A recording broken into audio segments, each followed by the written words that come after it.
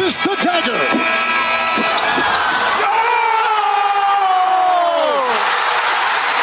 Illegal substitution, too many men on the field, Saskatchewan. Gizmo has a block and the sideline. He has not stepped out. He may go all the way. He needs one block and he'll do it easily. Promise Mess I wouldn't do this. McDavid stops up. What a move. Shoots. Scores!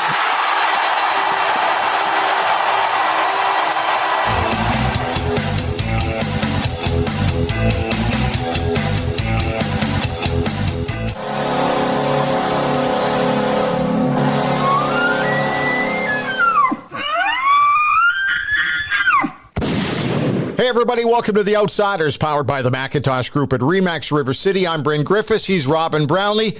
We are going to talk about a couple of things on this one today. We're going to talk about why Edmonton is not a FIFA city. We're going to take a look at the Elks. Ouch, that one was painful. Also going to talk about the Western Hockey League final. I went over the weekend. These two teams are great. They're not good, they're great. And I'll tell you why in a little bit. But joining us right now is Canadian sports broadcaster, journalist, and author, Bruce Dowbiggin. How are you? How are you? It's been a while since I was kicking you under the table at the fan.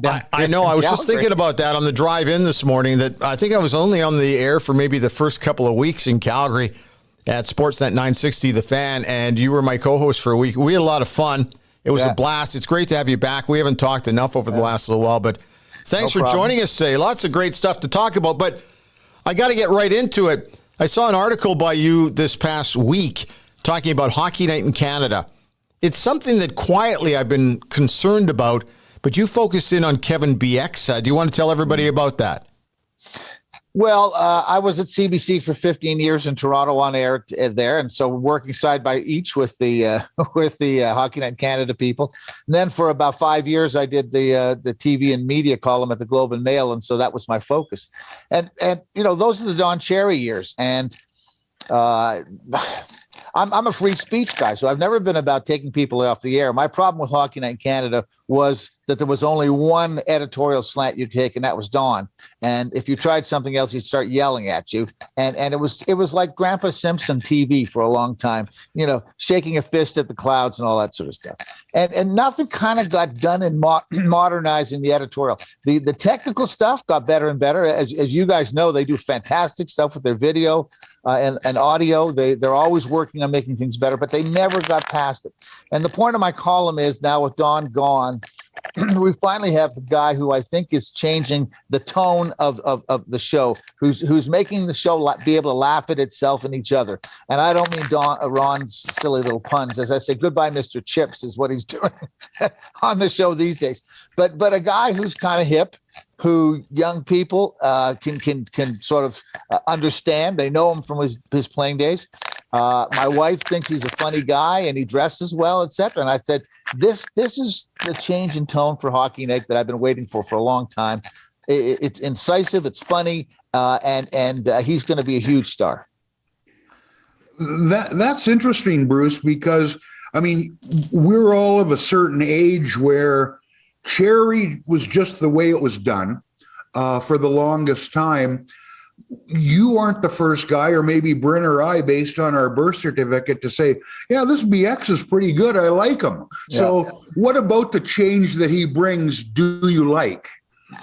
I like that he engages the other people. For instance, Elliot Friedman can tend to be a little bit stiff and a little bit of an acquired taste. And somehow he's gotten a thing going with Kevin Bieksa where they tease back and forth and they insult each other a little bit. Jen Botterill, I think, has really been comfortable on the set with him, where I've seen her with other people. She's not been comfortable or made comfortable, I guess. The tone he gives you is, you know, you're going to get it straight from. I spent 6 years covering the Canucks, doing a book when Mike Gillis was the general manager there, and so I saw a lot of Kevin and came to like him and came to appreciate what he was in the room. And to answer your question in a short version, I would say that what he's doing on Hockey Night is what he used to do in the room with the Canucks and then later the Ducks. He's a guy that relaxes everybody. He's a funny guy, etc. And you guys know as well as anybody how important that is to any team, and a broadcast group is a team too. It's really amazing how I don't want to call it shortcutting. It's getting right to the meat and potatoes. Some guys just make it look effortless, and I think he's doing that. Do you agree? Yeah, I mean, the hardest thing to do on TV is look natural. When I first started out on TV, I didn't have a lot of experience in Toronto. And I think it was the Globe and Mail or the Star guy said, I look like a ventriloquist dummy, just sitting on somebody's knee. And I was, of course, upset and shocked. But what I understood was, and I went to my boss and I said, how do I look more natural? That was at the time when David Letterman was starting. And I said, how can you be as relaxed on air as David Letterman? What do I have to do to at least be natural and feeling? And over time, it came along that I felt comfortable and felt able to control the thing, and not not a victim of the teleprompter and all that sort of stuff. And he's clearly got a kind of a tone and a comfort level with cameras. Again, he's been in front of them for a long time. People coming in and getting him in dressing rooms and doing little hits. He did some hits while he was a player as well. But yeah, to come in that soon as a jock and be able to just look at what happened to Drew Brees when they brought him onto the NBC broadcast, right? It all looked so right, and he was stiff as a board. Who was the tight end that they had? They had the tight end they brought in too, and he was on Monday Night Football. And that was a disaster. So there's nothing that says a guy who's funny and kind of witty away from the camera is going to be good on camera. And again, Bryn, you know how hard that is to feel in control and not look like you're sweating. Bruce, I got to ask you, because you're talking about some of the names that have come into the broadcast business, your take on Wayne Gretzky and what he's doing now. I find it painful, really. I don't think Wayne has anything to really add. As you know, Wayne is never going to rip into people, and from time to time, you have to be able to say something slightly critical. He looks like a guy who's looking at his watch and saying, how much more time do we have till I can get out of here? And look, I forgive him a lot of stuff because of his position. It's not a winnable position being in the guy he is, the greatest hero in Canadian history. It's a huge burden for him to carry. But I'm not seeing much out of him. And frankly, I don't think Chelios and the other guys who he's been on the set with have helped him get out of that either. Is it Tony Bruno who's the host? I think it's Tony Bruno, right? I've gone blank. I've gone blank on the host. Anyhow, he's trying. Yes. Yeah, he's trying, but Gretz he's never been a natural with it, and I don't think he ever will. Yeah, it's amazing how they always talk about how some of the superstars cannot coach. Yeah. Not everybody can broadcast. They think it's going to be pretty simple. Mess on the other side on ESPN actually has been quite refreshing. But Mark's never had a problem saying anything about somebody and pissing somebody off. That's true. That's true. He's been better, and he's always had, been more approachable. And he seems to want to be in front of the camera. And again, Wayne never really wanted to be in front of the camera. He just wanted to play hockey. And maybe he's just thinking of how much money Pauline is spending and why Dustin had to go over the LIV tour to be able to afford her.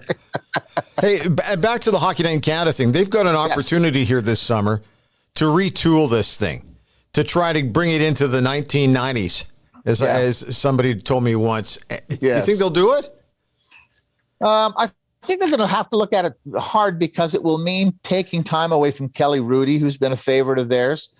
I'd almost be in favor of a maybe 3-person, even a 2-person panel as the core of the show, the core of the intermissions. I think that Bieksa can do it. I would say 3 people though would be fine. The other nut to crack is, what do you do about Ron? I mean, he's been a lost soul since the Ron and Don thing disappeared, and with the puns and all that sort of stuff. I think they have some hard questions to answer about him, and giving him a role that gets him out of the studio. Maybe David Amber becomes that guy. I don't know. I'm not sure whether David has the star power. He's a good interviewer. He's a good host guy, but I don't know if he has the star power. But anyhow, your point is well taken. They got some serious choices to make about Ron, about Kelly. Kelly is obviously doing a lot of work with the Flames, but he loves doing the national stuff. So, how politically would you approach him? Interesting. No, Bruce, I'm wondering this. We had Harner Ryan Singh on here on the podcast, and we really enjoyed him. He's a delightful guy. I don't know that his call has won everybody over yet, but I think he's getting better. Then we've got an influx of women on the panels, whether it's the CFL, whether it's the NHL. There's some people who've been brought in that I really enjoy, and other ones not so much, just like if they were guys. Some guys you like and some guys aren't so good. Where do you think that's going with the diversity and inclusivity? Because it's not a fad. It's not something that you just pay lip service to. Where are we going with that? Well, I'm a big fan of Harner Ryan. I remember him back in the days when he was hanging around the Saddle Dome doing his Punjabi broadcast and everything. He's always wanted to do this. I think he's there. I think he's hasn't developed his own voice yet, but I think he's there competently, professionally calling the games. A little too many cliches, etc. But that's, you're young. You got to find your voice. So I'm willing to give him the time it takes to find his voice. I think he has a good tone in his voice. I think he has a good announcing voice. We've put a lot of guys on. Dave Randorf has a little bit of a speech impediment. I mean, we put him on the air and made him into a star. Obviously, Chris Cuthbert has a very high pitched voice. That takes getting used to. And the other part is that we have to get used to them as listeners. Yeah. And when you've had somebody around for 25 years to switch over to somebody, there's always that, oh my God, who's that, right? The other thing too, and I find this not only with television, but with radio, is that I don't think we're coaching talent very well, if at all, to the point where Harner Ryan got thrown into that position. He'd been doing stuff, but when Jim Houston kind of backed away really quickly because of the pandemic, he got thrown in there. I don't think anybody really worked with him. But I can tell you one thing. I watched really carefully this series between the Rangers and the Lightning that he and Louis Lebrusque were doing out of MSG. He called one game and I went, wow, he's just now starting to find what I think is his level, his identity. I thought he called a great game at MSG not long ago last week. But I'd like to think that somebody is consistently working with these guys, but I don't see it. I don't see anybody really working with the guys on the panel. There's got to be somebody who's programming and coaching, and I think that's disappeared from the media completely. Would you agree with that? Well, on the panel part, I think that a lot of the people who run that show have been spooked by the Cherry years. You weren't allowed to go near it. It was what it was. You didn't say anything. And I think that culture got around of letting people do their own thing. And I think the public would be surprised by how many people who are on the air who are getting no coaching, who come up from a broadcast school maybe, but are getting no coaching from the professional people there. One of the things is too, of course, is you're doing a game every second night. It's not an easy chance to coach people. But yes, we need more of that. And here's the other thing about broadcasting for those guys is they have become clip machines. They're being told, well, look, these videos and this audio is going to be around for a long time. We need you to hit these goals. We need you to give us big announcing for those moments so that when we run it for the umpteenth time on a highlight program, it sounds good at 3 a.m, right? Yeah. And that preoccupies some of these guys, that they're always thinking of what's the hit shot. It used to be that you thought of one like Tom Cheek, touch them all, Joe. And you only had 1 or 2 of those in your career. Now they want you to give 4 or 5 of those a night. And so technically, I think that's a problem for a lot of these guys who are starting up. That's interesting you touch on that, Bruce. I remember growing up in Vancouver, I'd listen to Jim Robson calling the Canucks games. And I always thought he was great because he did one thing. He would always repeat the player's name after he said it the first time. Ivan Hlinka scores. Hlinka.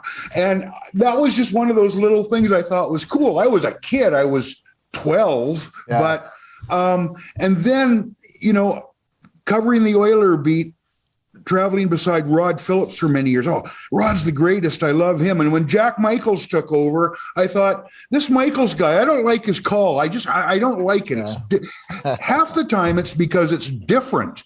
And I think than what you're used to. I think we need different, don't we? Sure. Decompression. And you were mentioning about women and stuff like that. I have no problem with good women sportscasters. I mean, Susie Colbert, I can make a list of them who are as good as anybody. But I don't like having anybody forced on me so that we can do a checkbox either. Don't tell me that you have to have half a dozen women and half a dozen men. If the women aren't up to doing the call or the men aren't up to doing the call, stop with the ratio stuff. Let the talent be there and go with the talent that works. That's one of the things that I would say. And the other thing about all of the announcers, the Danny Galvins, I grew up in Montreal, and Danny Galvin, of course, Bill Hewitt in Toronto, and you're talking about Jim in Vancouver. We have to remember that in those days, they might do 2 TV games a week, right? Mm-hmm. So it was a very different thing. They weren't on the air 4 or 5 times a week the way they are now. And it's the demands on them are very different than they used to be. And they could afford to maybe do things differently. And, I've probably written the column about 5 or 6 times about, all sports. When are we going to get away from calling radio on TV? Yeah. Oh, yeah. The point you made about Jim Robson is so great that he's telling you the name of the guy who's got the puck or who threw the pitch or whatever it is. I can see all those other things. I don't need you to describe. And he dumps it into the other zone. I saw him dump it into the other zone. Don't do verbal diarrhea just because you think you have to fill the time. That's why I love baseball. Is it actually can breathe. It's a different game, obviously, but it can breathe. And I think you can let hockey breathe more than it does now and still have that tension. So when I was doing games in the Western Hockey League, this would have been the late 80s, I used to send tapes to Winnipeg. Kurt Keelback, who was the longtime voice of the Winnipeg Jets, would send me maybe once a month some stuff to work on. And one of the things that he always said was, don't be afraid on radio to let the crowd be with you. In other words, if there's a goal scored, back off for 5 seconds or so. You don't have to fill that time all the time. Let the crowd be part of the show. I also... another classic example, Kirk Gibson knocks that incredible home run for the LA Dodgers. Vin Scully didn't talk for 1 minute and 43 seconds. There's nothing wrong with a little silence and let the crowd speak. Yeah. The fans are part of the show. And again, we can see all these things on TV. You don't have to describe the leafy tendrils of Wrigley Field and all that sort of stuff. Yeah. I can see that stuff. You have one guy who once in a while mentions it, but the broadcasters don't have to do that. And yes, we're getting better with audio. To me, and again, I've written this column recently on my website, Not the Public Broadcaster. I've written about this idea of we need to go to, my goal would be full audio where we can hear everything, where we can hear the referees. If you watch the World Cup of Rugby, they have the referees mic'd, and when they're talking to the video review people, you can hear what they're saying. You can hear what they're saying to the players, etc. I think that's the final frontier for broadcasting, and it would also allow the broadcasters to back off and not feel they have to fill everything. I'd love to be able to hear, you pay $10 a month extra and you get everything that the coaches say on the bench, etc. All it's part of your audio package. It's there. It's waiting for somebody to do it. Bruce, you mentioned the way the business has changed, where broadcasters feel they have to have all these snippets, all these clips. They have to call a game in a series of clips that stand on their own. It can be somewhat stilted and set up like that. I've got a bit of a bias because I traveled with him for many years. What I liked about Rod Phillips as a broadcaster was that there was the raw emotion in his voice that you'd get from a fan. It wasn't always slick. He'd sometimes stammer. His voice would break. And he was like somebody in his living room watching the TV and fist pumping as he was watching the game. Who brings that for you? Who do you listen to? As you've been a professional at this, but there's always some fan left in us. When you listen to and you go, damn, that's good. Well, because radio and TV are different. Right. You can, and Rod was a product of radio. They all were products of radio. And in radio, you had to push the emotion. You had to fill that because people were driving around in a car late at night listening and through the scratchiness of the signal, etc. You had to bring it. On TV, you don't have to bring it as much. Obviously, Gus Johnson, the football and basketball announcer with Fox, he's the quintessential emotion and knowing how it's like an opera with him when he goes to reach for high C, those times. I really like that. But I don't need my TV announcers to necessarily do the passion thing. There's, I didn't think of it beforehand. I should have written down the names of the people I like, the Kevin Harlans and the people who I listen to all the time, who know how to modulate and get in and out of the emotion. And then, I was in Toronto for a long time, and of course, listened to Joe Bowen on the radio, and Joe is 11 on the volume meter all the time. There's never any backing off of it. I like to see, and again, this, Bryn, from doing all this stuff. Give them a little bit of this, but also give them a little bit of that, and don't make it all of one thing. I was told to change gears on radio. You needed to have another gear to get to.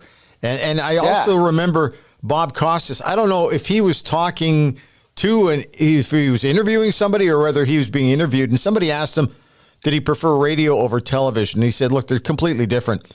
In radio, I'm given the entire canvas, and I have to paint the entire picture by everything I say. In television, I had to remember that the picture is already there. The canvas is already painted. I just have to give it captions. And he said he preferred radio because he said he enjoyed the entire painting procedure. Was fun for him. Yeah. But it seems very confusing now the way television is doing simulcast, which I'm against. I hate it.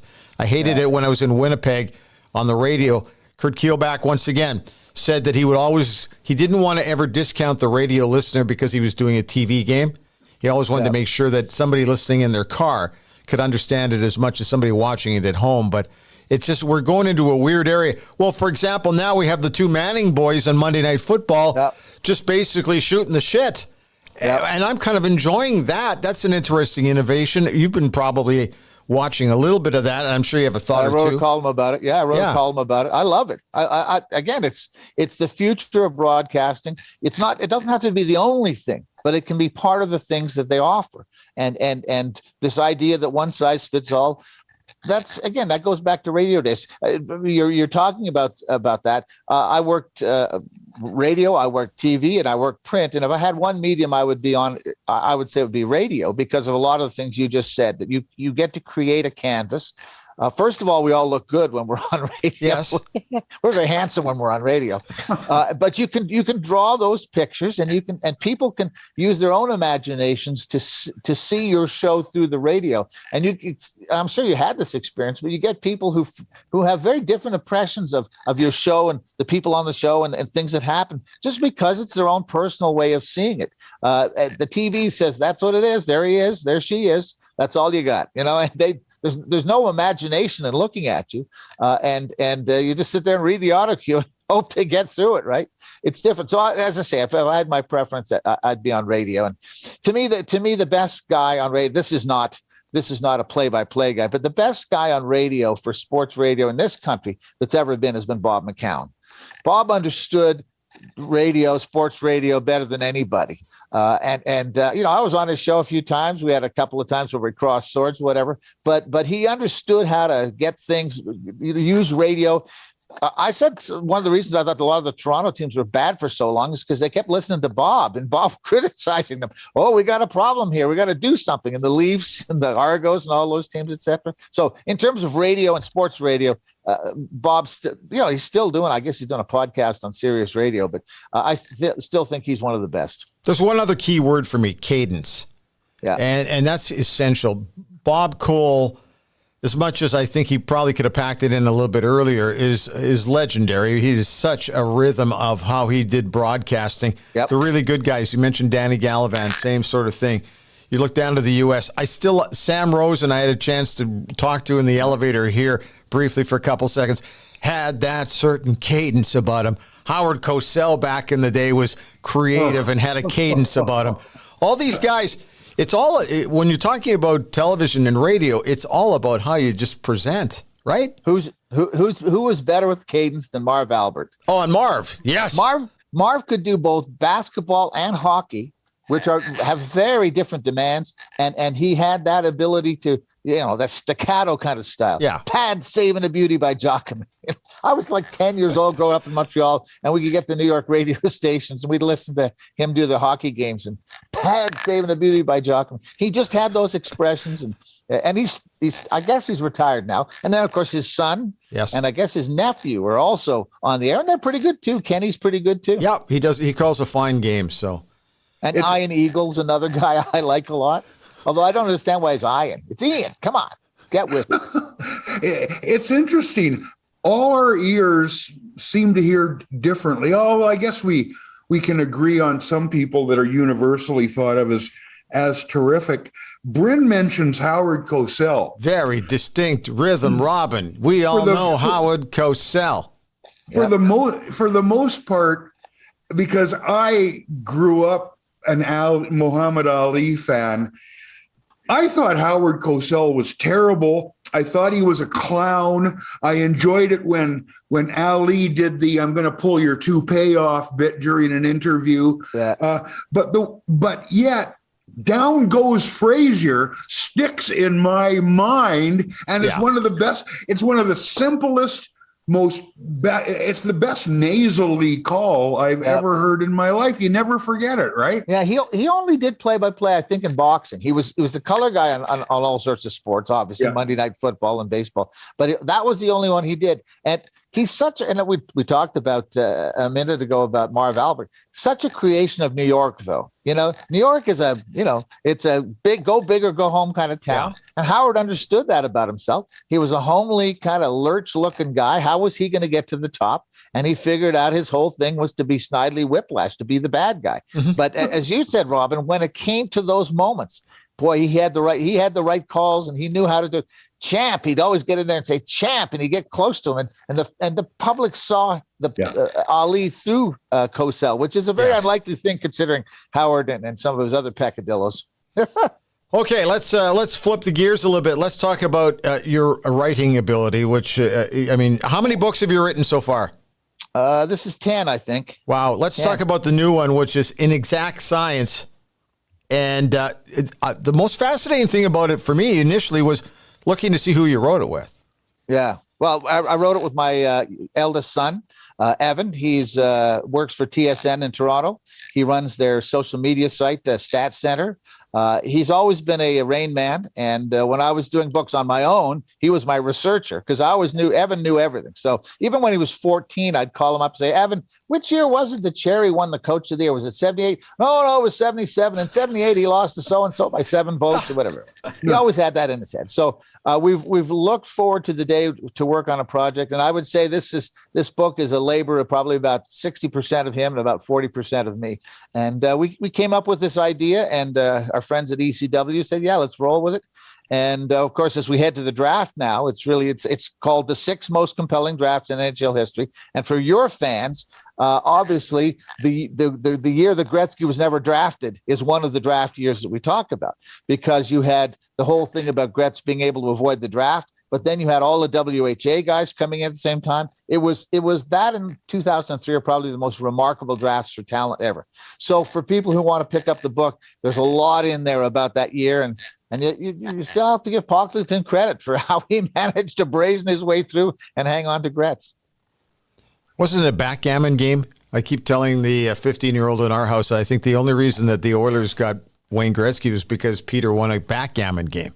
You guys heard that story? That. They said that those guys, he and Scalabania, were goofy that way. There's no doubt about it. Yeah. But yes, there was also, you guys have heard these stories 100 times because you're in Edmonton, but that idea that they get on the plane and nobody's telling them, are you going to Winnipeg? Are you going to Edmonton? And this whole thing is decided while they're in the plane, right? And Gretz is trying to figure it out, and so is Eddie Mio, and I've forgotten who the third person was. Peter Driscoll. Anyhow, they don't even know where they're going. But it's an interesting year, too, because, of course, that was also the year to get Gretz into the league that they had to allow 18-year-olds. Yeah. And that had never been before. The previous chapters that we did on Mario, 1984, and on Guy Lafleur and Marcel Dion, which is 1971, that was still, you had to be 20 years old to get into the NHL. And Gretz changed. He was so great a player that they had to change the age requirement for playing in the league.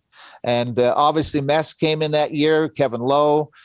Just a fantastic group of people who came in. And we tried to just choose 6 years that were all representative of something. One of the years was the year of the Red Wings, of course, in 1989, when they drafted the Russians. That changed hockey forever. We thought that was a significant one. We chose 2005 with Sidney Crosby over 2003 because we think that Sidney has had more enduring impact on the draft than the 2003 year. But it was just lots of fun, lots of stories. My son's a Habs fan. I probably had to cut out about 50,000 words about Habs stuff. I said, Evan, not everybody's as obsessed as you are. I tell you, I wish you could include being that Canucks fan I've talked about. I remember the Canucks draft, a little wheel, like cheesier than anything you'd find on the K-Days fairway at the circus. They spun this little wheel, and Buffalo got Gilbert Perreault, and Vancouver got Dale Talon.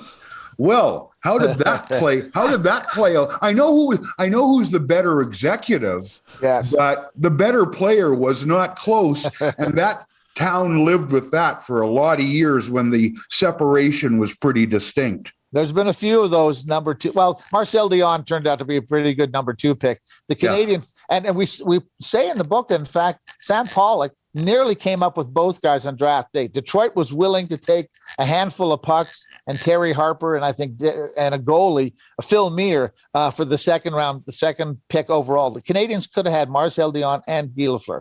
In any event, there's all those kinds of stories. But as a guy again who's from Vancouver and the '89 draft, the Red Wings are fully intending to take Pavel Bure. Right. And there was some debate on the Red Wings desk about, well, should we choose any more Russians? This is getting silly. This is getting crazy, et cetera. And they said, okay, next round we'll pick it. And then, of course, Mike Penny stood up and told Brian Burke and said, we're taking this guy and we're going to fight the league because I know he qualifies. And it took a long time to finally get Pavel there. Pat Quinn got involved. There's all sorts of stuff that went on. But yeah, it's a great story and it's a lot of fun to read, I think. Anyhow. The other thing, too, 2000 in Calgary, we all knew the two Sedins would probably get picked up by Brian Burke. It was all the story and the backstories I was hearing when in Calgary from the Wednesday right through to the draft. Yeah. How are they going to do this? How are they going to get this done? How are the Twins going to be able to be split up? Will they be effective? That was quite a fun draft for me to cover, too, the 2000 in Calgary. Yeah, and of course, it was also the year that the Flames had fired their general manager. I'm trying to remember, was it Nick Palan? Anyhow, somebody had been fired, and they had Ian McKenzie stand in and do the draft. And of course, I think the Flames had the 8th pick, and they took the goalie Brent Cron, and of course that was a disaster. He didn't turn out, etc. Great guy, but you know. Yeah, very good. When, as you know, on a rainy day in Calgary, when you needed a hockey guy, he'd come in or he'd be available and he'd talk your ear off. He was always pretty good. But that was an interesting draft that way. And you know, this is not about drafts per se, but one of the great fallacies in our business and with fans is, oh yeah, those Sedins, how soft they are. And as I say, I spent 6 years covering that team, and they are the toughest two guys to put up with what they put up with, to be able to produce in spite of all that sort of stuff. Just fantastic. And as Bieksa once said, hey, you know, somebody said, why do you think they're sexy? Come on, two redheaded guys who hang out together all the time. What could be more sexy, right? Who wouldn't? Yeah. Yeah, exactly. Bruce, that 2000 draft is also notable from this end where Bryn and I are. You know, Glenn Sather had grown tired of the belt tightening and the penny pinching in Edmonton, and off he went, and in steps Kevin Lowe. Awful big change of that draft too. Yeah, it was. You never want to be the guy who follows the guy. Yeah. You want to be the guy who follows the guy who follows the guy. That's always the way. And well, apropos of Glenn and books, I did a book, 1993. I came out. It's called Of Ice and Men, and I decided we were going to do a book about the skill of hockey, just talking about skill. So I picked a forward, which is Steve Yzerman, a defenseman, Chris Chelios, the goalie was Dominic Hasek, and the executive was Slats. And so I remember going to the draft in Buffalo, and that was the year they drafted the Swiss Miss, and hanging out with Glenn at that point. And by that point, Glenn was bored. He didn't have enough money to do what he wanted to do. He wanted to go big time, et cetera, et cetera. So it was a very uncomfortable thing monitoring him. They kept turning to me and saying, well, how much am I getting out of this book? How much are you paying me for this book? I said, Glenn, I'm just a journalist. I'm just trying to do a story. But anyhow, he was, and I sat with him for a whole game, and he tried to stifle himself, but there was some good stuff in there about a few of the Oiler players who were something less than productive. Was that Michael Reeson? Is that who the Yep. is that the Swiss Miss? Okay. The Swiss Yes, Miss. it was. Hey, it's going to be a fun read for me over the summer. Looking forward to that. Let's talk about some other stuff as well.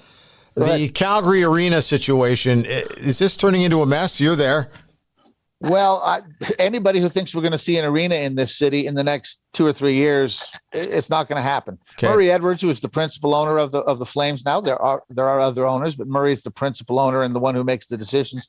He's basically declared war with the new mayor of Calgary, Jody Gondek, and the stuff I'm hearing is that now they're looking at going back to the original site on the west side of town. For people who know Calgary, if you're looking north, you've got the downtown, and the west side is on your way out to Canada Olympic Park. And there's car dealerships and a few things there. So on the Bow Trail, that's on Bow Trail, right? On the Bay Trail, yeah. Okay. That seemed to be the site they were talking about for a long time. There was something about creosote in the ground. Maybe they couldn't do it. And then the mayor at the time insisted that they needed it in the east end of the city to complete his wonderful vision of the city. But all those things are off the table now. And I think we seriously have to consider the possibility that the Flames may not stay in Calgary. I mean, this is all Murray Edwards. If Murray decides he's bored and wants to get out of this thing, because he doesn't even live in Canada most of the time now, but if he decides he's bored, I don't know who takes up this team. I don't know what person in Calgary takes up this team and necessarily keeps it here. Houston will love to have a team. I think we're back in that realm again. Bruce, I wanted to ask you about something you've written recently. And today it's appropriate, I guess, because Mikko Koskinen of the Oilers officially signed with Lugano in Switzerland today. He's out of it. He's he's the 6'7" monolith. You talked about you wrote an item about big goaltenders and the impact and how the big goaltenders have won and changed the game. The good big goaltenders, yes. He did have a contract offered earlier, but it went between his pads. But that's just what I heard. It's an old joke, but I still love using it. Talk about that, though. It's interesting to me. Well, I don't know if you had a chance to talk to Ken Dryden about his last, I don't know if it was a book, but it was an article he printed in the Atlantic. And he just says we got to have bigger nets for the NHL. For the goalies are too good. He said the combination of equipment and skill is stifling the game. And as we all know, when we're watching the playoffs, it frustrates you. You see a 2-on-1. And the two guys come in, and then they go and hide behind the net and wait till all their teammates come in and screen the goalie, because that's the only way you're going to score. If you shoot dead on with the goalie, you're not going to beat them. And the equipment now is so receiving of the puck. You don't get a hard bounce off the chest or the leg pads like you used to. The only thing that really has a hard surface, of course, is the paddle, for the stick glove. Yeah. But other than that, they're able to do this. And the size of the guys, as you just said, 6'7", 6'6". Mike Smith's a big guy, etc. I wrote a column too on my website on Not the Public Broadcaster about at the trade deadline about the Leafs and the Oilers not being able to get that goalie for the playoff run, being poised for a good playoff run, but not being able to get that goalie. Now, I don't know how people feel in Edmonton these days, whether they think that Mike Smith cost them anything. My own feeling is he didn't help them to win anything. Yeah. I don't know whether you appointed him and say he lost it. Same thing in Toronto. Jack Campbell played okay, but they couldn't get out of the first series. And you've got to be serious about a goaltender until they change the rules and make it easier to score. And again, Dryden's thing was only in the NHL make the nets bigger. He didn't want the kids' nets bigger, but only in the NHL make them bigger. Until you get I point to the goal that won the series for the Flames. The first series is that Goodrow put it between the goalie's Ottinger's ear and the goalpost, and it was the size of like the puck. He just barely fit it through. But that's how good the shooters have to be. Yeah. You got to go upstairs. Well, when you take a look at the situation with goaltenders, it's if you just can't give guys that extra time. They talk about time and space. You've got to take it away, because you're right about the Johnny Goodrow overtime goal. You just gave them a split second too long. They'll find that spot, regardless of how big they are. Yeah. Yeah. Well, but how many guys are there on every team that can do that? Every team has a couple. Yeah.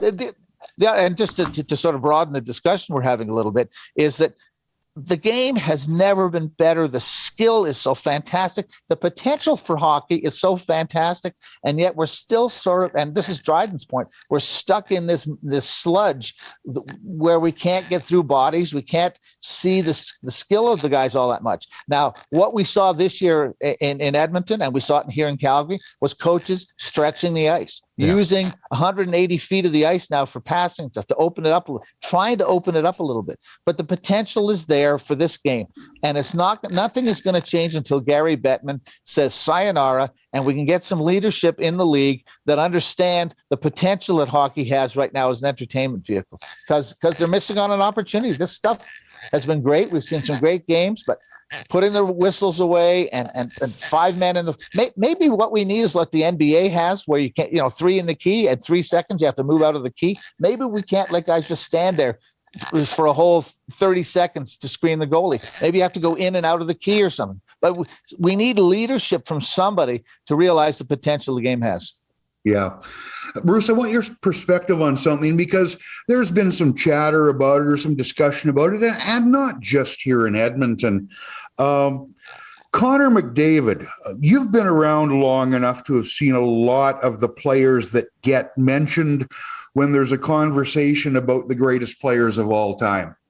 Now, I'm not talking about team wins, Stanley Cups, because if you go by rings, Henry Richard is the best player who ever played the game, because he's got 11. Claude Provo, Claude Provo, I've never seen a player with his combination of speed, skill, and all-around ability, and that goes for the guy that played here and set all the records.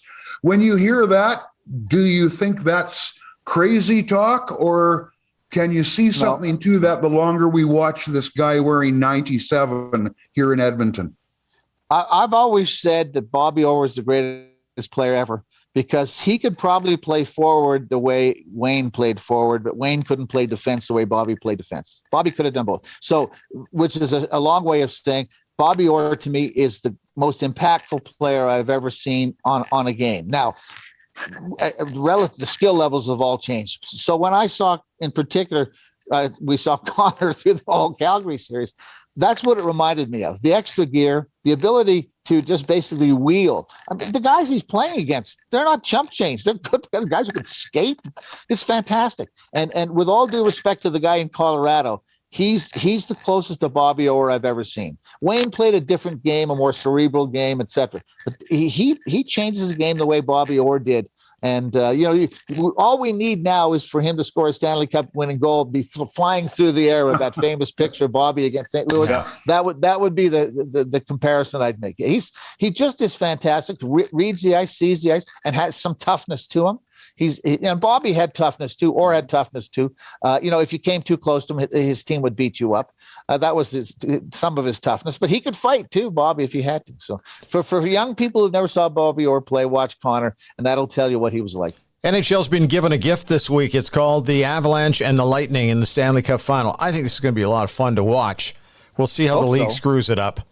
I hope so. I mean, it'll all come down to what they decide to do with the refereeing. Yeah. And do they put the whistles away? Do they call penalties only in the first period? Do they call penalties in overtime? Do they impede the skill players? Those are all the things we're not going to know until we see them, and just whether the goaltending for Colorado is good enough in this series. You're in against, it's just Tampa Bay right now is like the wily pitcher who has the change up. Yeah. And just when you're expecting the fastball, they throw the change up. So I'll be really interested to see just the goaltending matchup, and then again how the NHL handles it. And to kind of wrap things up, you're a big golfer. I know that health-wise, your golf game slowed down a little bit, but you've got to be watching what's been going on with the PGA and the LIV Tour. Yeah. What are your thoughts about all this? Because I'm kind of numb from it. I don't really know what to think yet. Well, I understand why the players are doing it, especially if you're a guy who's, I don't know, in your middle age, a Pat Perez kind of guy. There's lots of guys on the tour like that. And you're going, well, I'm never going to win a major.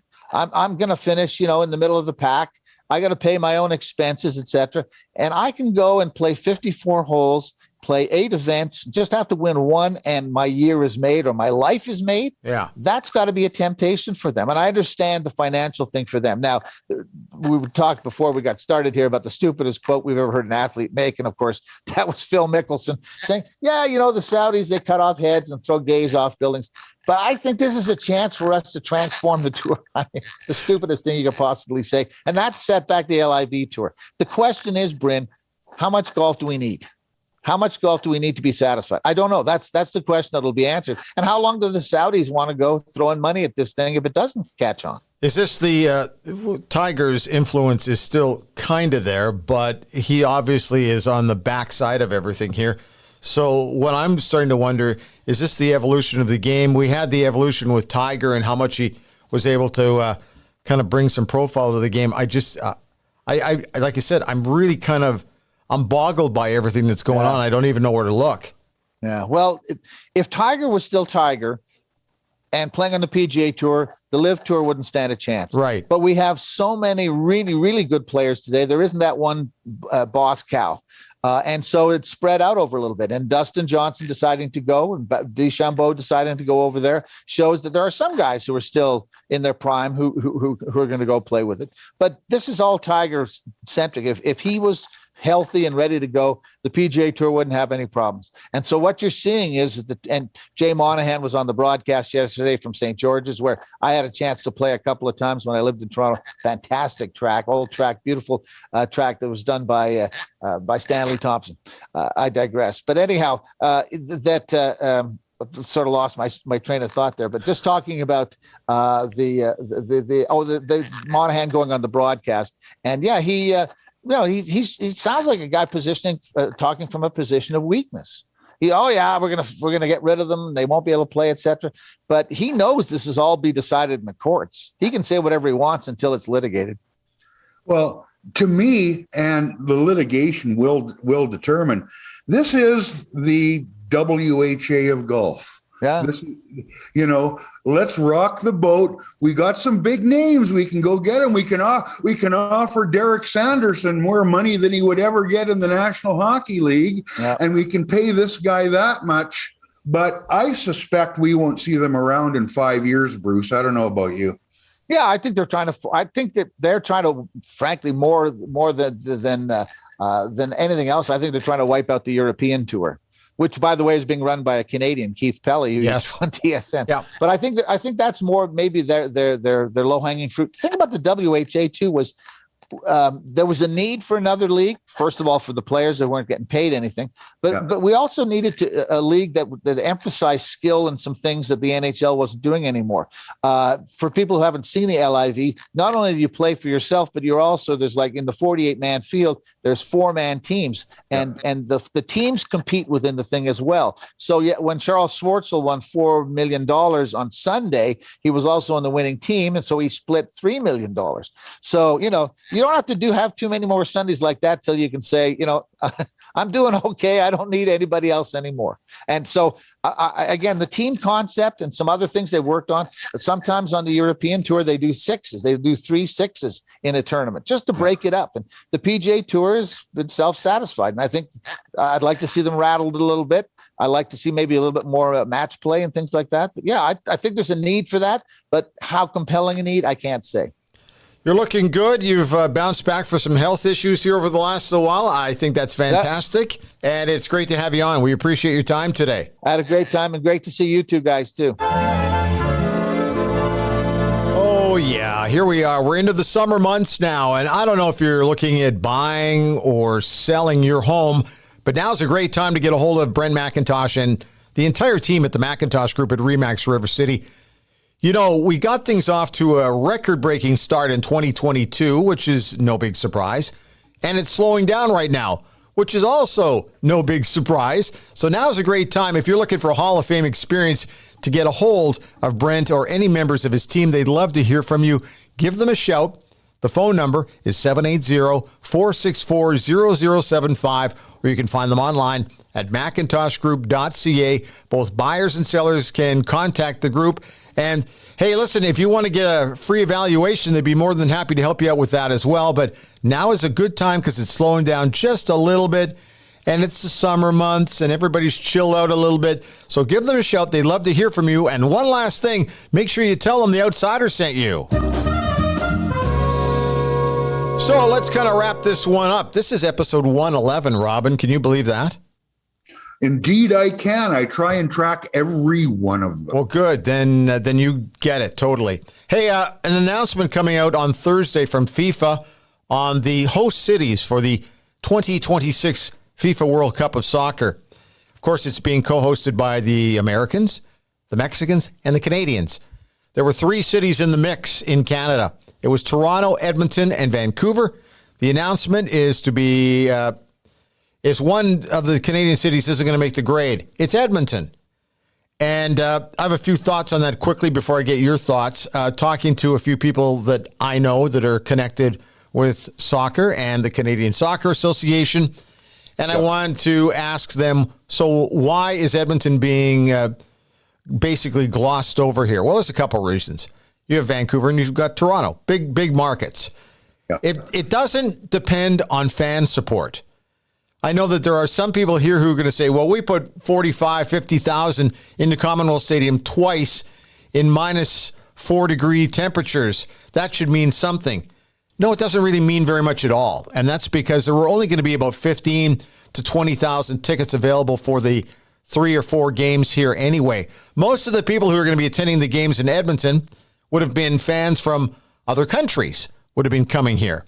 Yeah. So now there's going to be some issues with, do we have enough flight connections into Edmonton? And the answer right now is no, we don't. You got to connect to get here. The city location, we're way up here in northern Canada. We're kind of away from things. That's a bit of a disadvantage. Mm-hmm. I'm hearing the stadium was not up to FIFA standards. We'll get to that in a second because that to me is the biggest thing here. But there's a lot of issues. The other thing too, the provincial government said that they would commit $110 million, not $50 million, $110 million to put on this event in Edmonton. But they made some crazy demands on FIFA. Like, we need to see second round matches in Edmonton. Nobody tells FIFA what to do. FIFA are the biggest sports organization on the planet, and the only other group that even comes close is the IOC. So I don't think that you can make demands of FIFA. And at the end of the day, it boils down to one thing. If you're going to showcase Canada, you're going to showcase Vancouver for sure. Beautiful city, big city. There's hotel rooms for everybody, and people will be coming in from all over. Same thing with Toronto. I'm not convinced that BMO Field is any better than Commonwealth Stadium in a lot of ways, but you can expand it. BC Place Stadium stands for itself. It's a beautiful facility. However, I just think that it's going to be a bit of an ego blow for Edmonton from a sports perspective, and it really shouldn't be. This is the biggest event on the planet. I just think you get to a point where I don't think you can host anything bigger than this. Calgary is an Olympic city. It's a Winter Olympic city. The Winter Olympics are not the Summer Olympics. Calgary could not host the Summer Olympics. Calgary, Edmonton bid might get a look at if you worked on a few things. But to me, Edmonton's a great sports city, Robin. It's just not going to be a World Cup city. And I don't think people should take it personally. I'm going to miss the fact that there might have been some residue coming back to the city of Edmonton in terms of improving sports facilities, which, kids could use. There's a lot of negatives to it, but I think there's going to be some positives to it. And the other thing too, Commonwealth Stadium is getting toward the end. And I think a lot of us here don't want to recognize that. It's not McMahon Stadium, but it's Commonwealth Stadium, and you can only put so much lipstick on a pig. And this building was built in 1976 and 77 for the 78 Commonwealth Games. That was a long, long time ago. So I think we have to recognize that there's some issues, and I don't think we should take it personally. That's just my opinion. Well, I'm with you on the building, and we discussed this a little bit, Bryn. You can put in your LED stuff, and you can change the seats, and you can replace the turf.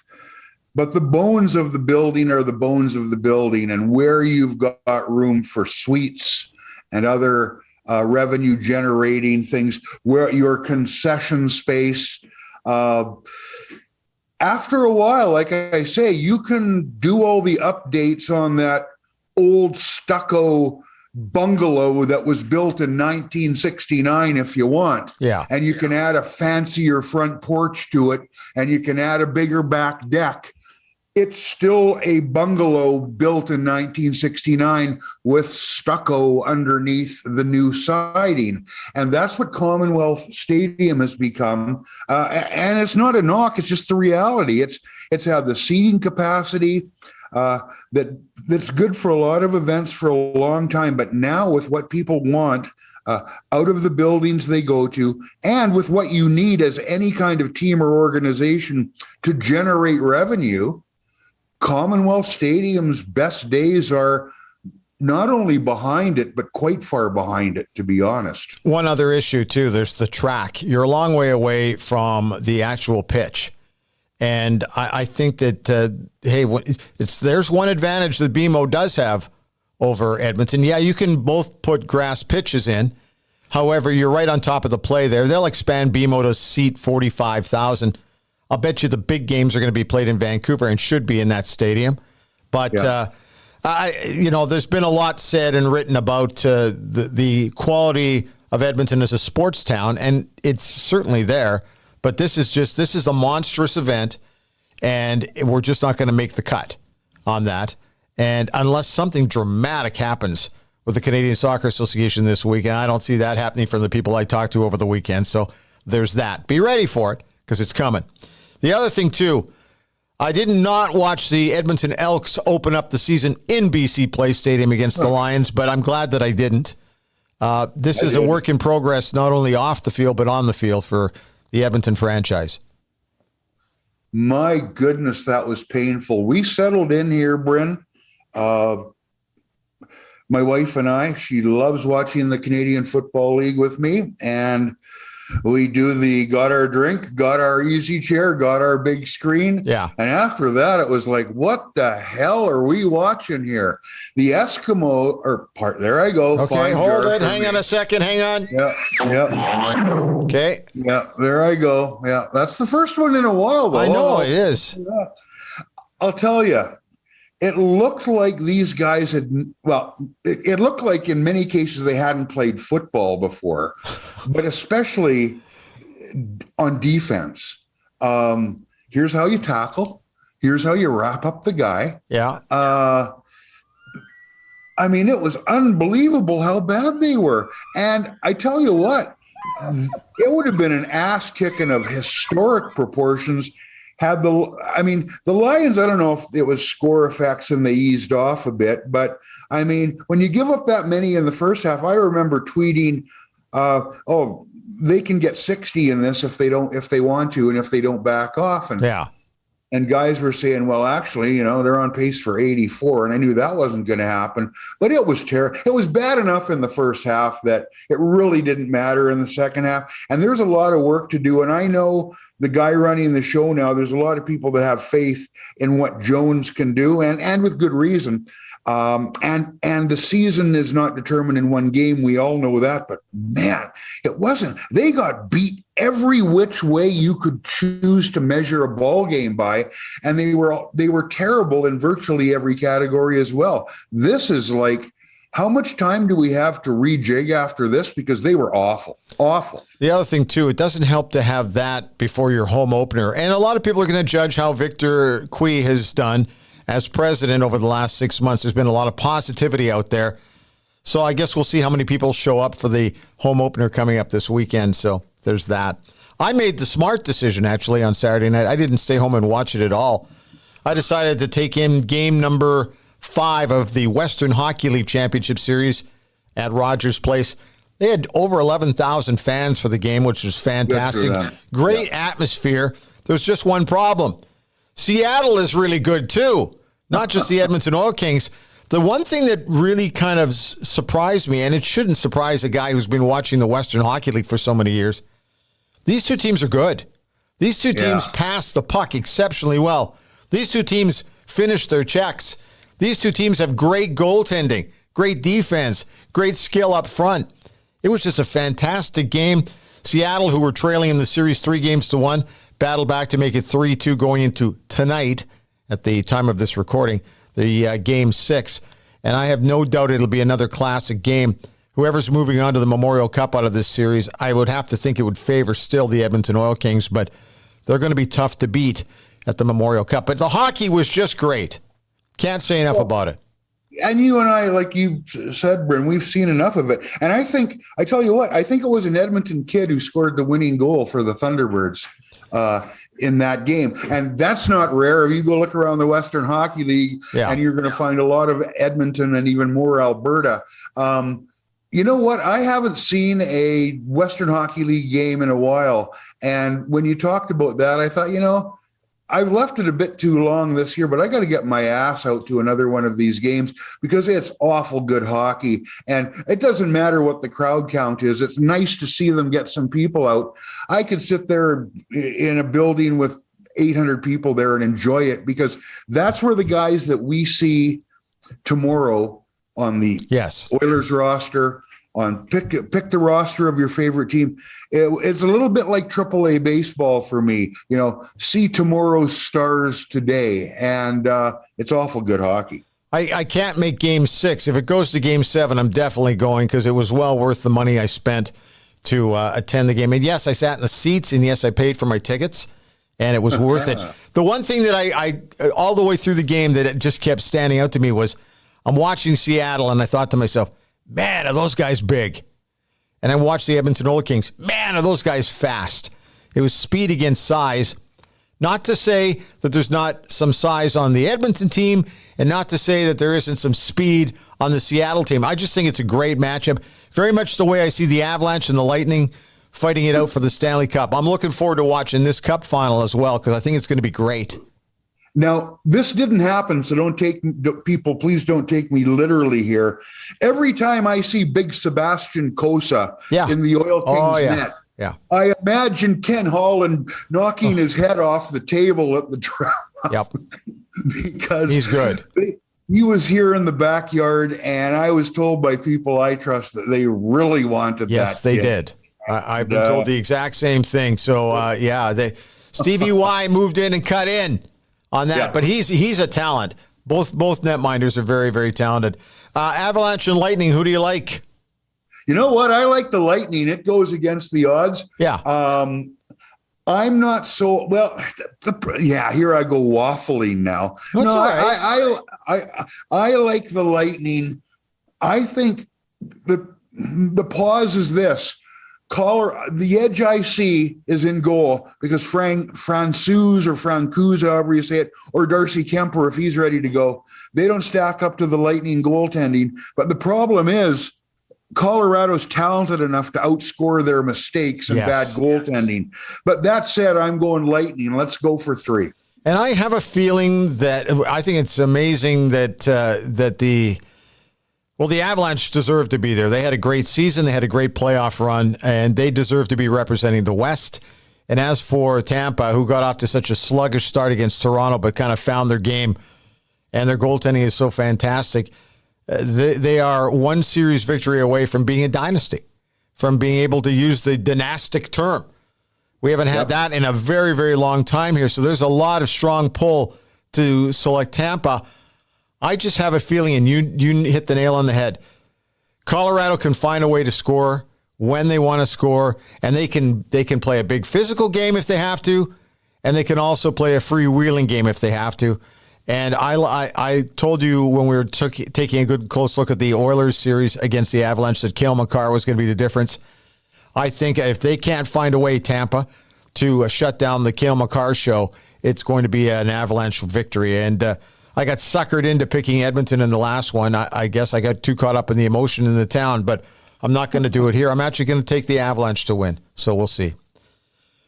Okay, that's it. We got to get out of here. Thank you. Episode 111. Robin, we'll talk to you next week. Sure will.